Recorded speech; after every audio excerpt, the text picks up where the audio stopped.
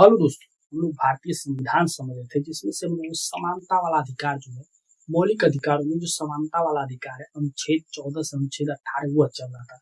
उसमें भी हम लोगों ने अनुच्छेद 17 तक जो अस्पष्टता है, छुआछूत का जो अंत है वहां तक समझ लिया था। छुआछूत को ना संविधान में डिफाइन किया गया है, ना ही जो उसके बारे में कानून बनाए गए हैं उनमें डिफाइन किया गया है। छुआछूत आप किसी भी प्रकार से मौखिक तौर पे करते हैं या फिर फिजिकल तौर पे करते हैं, कोई व्यक्ति करता है, कोई संस्थान करता है या फिर राज्य करता है, कोई प्राइवेट संस्था करता है, सबके ऊपर लागू होगा।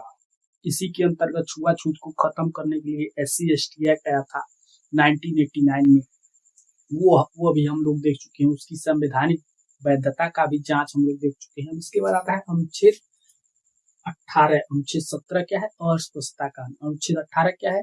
उपाधियों का अंत। उपाधि क्या था कि पहले के जो राजा महाराजा थे वो अनेक प्रकार की उपाधि धरे थे। कोई राजा, अधिराज, महाराज रखा था, कोई कुछ रखा था, कोई रखा था अपने आप को, कोई कह रहा था, मान लीजिए कोई कह रहा है विक्रमादित्य, तो विक्रमादित्य हुआ, राज अधिराज हुआ, महाराज हुआ, सुल्तान हुआ या फिर शहंशाह हुआ। ये सभी जो उपाधियां थी, इन सभी उपाधियों का अंत कर दिया गया। जब भारत बना तो भारत सीधी सी बात है, एक किसी राजा के अधीन चलने वाला संस्था तो था नहीं, किसी राजा के अधीन चलने वाला कोई राज्य तो था नहीं। ये एक देश बनाया गया था जिसमें जनता के द्वारा अप्रत्यक्ष रूप से शासन किया जाएगा। तो इसमें क्या था? इसमें कोई ऐसा व्यक्ति ना हो जो कि अपने आप को अन्य लोगों से प्रतिष्ठित साबित करने के लिए कोई उपाधि धारण करे। इसीलिए संविधान में आर्टिकल 18 जोड़ा गया जिसमें उपाधियों का अंत कर दिया गया। जो भी उस समय उपाधियां थी या फिर जो भी वर्तमान में, कोई भी आप उपाधि धारण नहीं कर सकते। उपाधियों में भी आप कुछ उपाधियां दी गई हैं जो कि आप अपनी मेहनत से प्राप्त करते हैं। जैसे यदि आप सेना में हैं तो मेहनत करते हैं, सेना में मेहनत करते तो आपको सूबेदार का रैंक मिलता है, मेजर का रैंक मिलता है, मेजर जनरल का रैंक मिलता है, तो ब्रिगेडियर का रैंक मिलता है। ये सभी रैंक होल्डर जब तक आप रहेंगे तब तक उनको आप धारण कर सकते हैं। आप एजुकेशन में PhD करते हैं, डॉक्टर करते हैं, तो मतलब प्रोफेसर का डिग्री लेते हैं, डॉक्टर हैं तो डॉक्टर मतलब लिख सकते हैं। तो ये सभी चीजें लिख सकते हैं, यानी एजुकेशन शिक्षा से जुड़े हुए जो मतलब उपाधियां वो लगा सकते हैं। और क्या क्या है इसको विस्तृत देखते हैं। यहाँ पर देखिए, पहले क्या है, अनुच्छेद 18 में 4 बातें कही गई। पहली बात ये है कि राज्य सेना या विद्या शिक्षा संबंधी सम्मान के अलावा और कोई उपाधि प्रदान नहीं करेगा।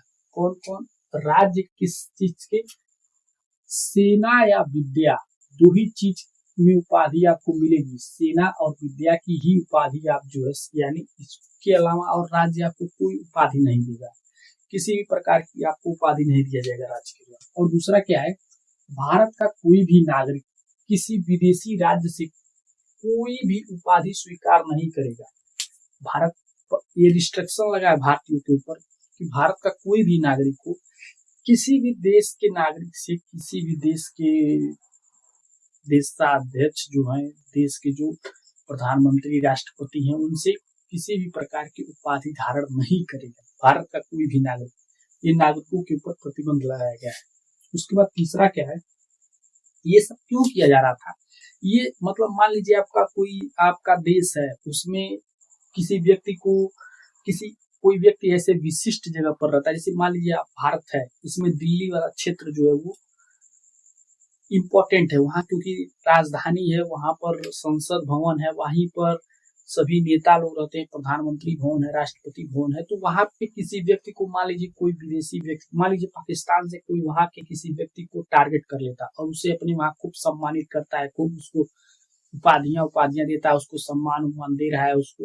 वो क्या करेगा, वो यहाँ की इंफॉर्मेशन लीक करना चालू कर देगा। बदले में भाई कोई किसी को कुछ देगा तो उसके बदले में कुछ अपेक्षा तो रखेगा ही। तो वो प्रलोभन में आकर के, लोभ में आकर के वो क्या करेगा, यहाँ की जानकारियां देना शुरू कर देगा। तो इन्हीं सबको देखते हुए ये सब प्रावधान किए गए थे कि आप किसी के बहकावे में ना आ जाएं। और यदि आप कोई उपहार या पुरस्कार लेते हैं तो पहले सूचना दे दें, देश को पता हो कि आप कुछ ले रहे हैं किसी से। ये किस में बोला गया है?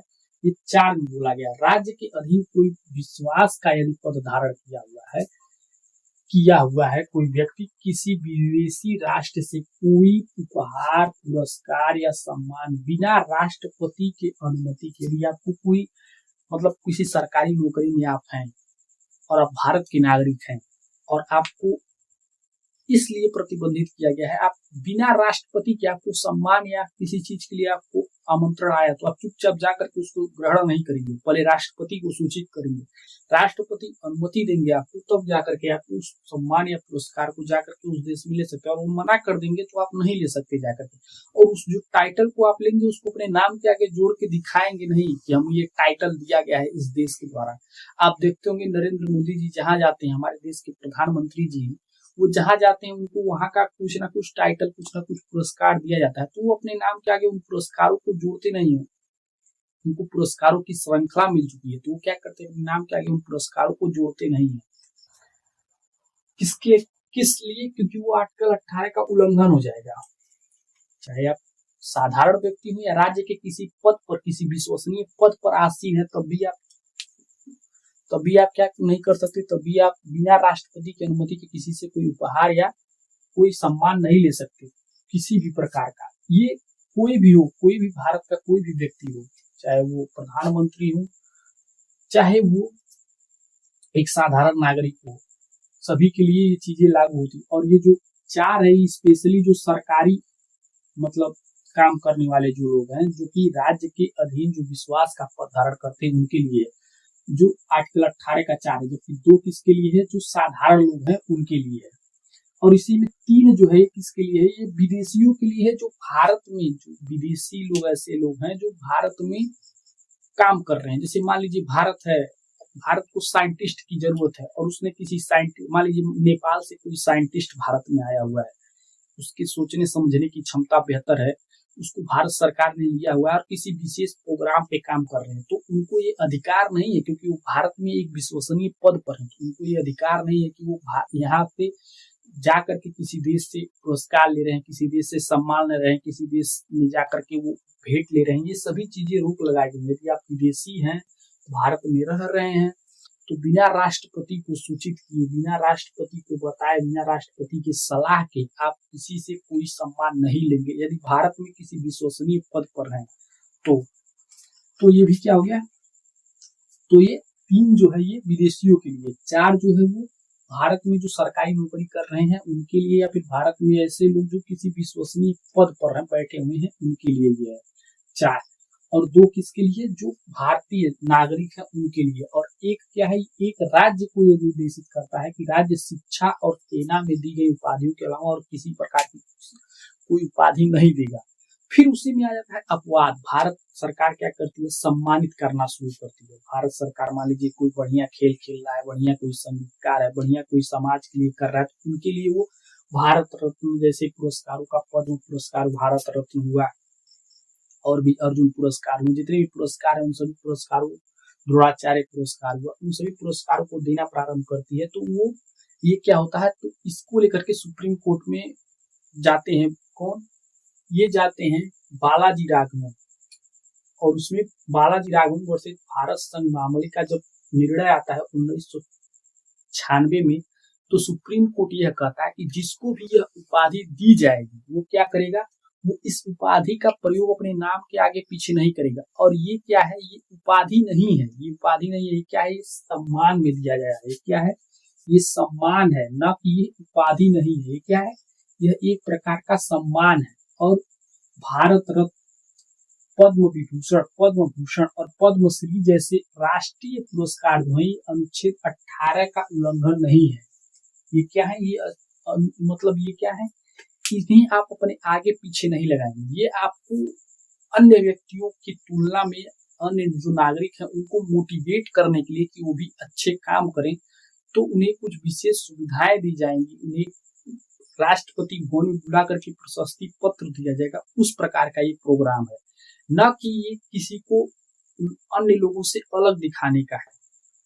समझ रहे हैं, ये प्रोत्साहना का है, न कि उनको ऐसा कर देना है कि वो अब सबसे परे हो गए। ऐसा करने का नहीं, उनको प्रोत्साहित, अन्य जो लोग हैं वो उनको देख करके प्रेरणा लें और वो भी अच्छा काम करें। इसलिए है, तो ये जो है ये क्या है, ये एक प्रकार का सम्मान है, ये किसी प्रकार की उपाधि नहीं है। क्या है ये, जो पद्म पुरस्कार, भारत रत्न है, ये सभी क्या है, ये सम्मान है, उपाधि नहीं है। और क्या है, नाम के साथ पुरस्कार विजेता इन उपाधियों का प्रयोग नहीं कर सकते, ना ही नाम के आगे और ना ही नाम के पीछे।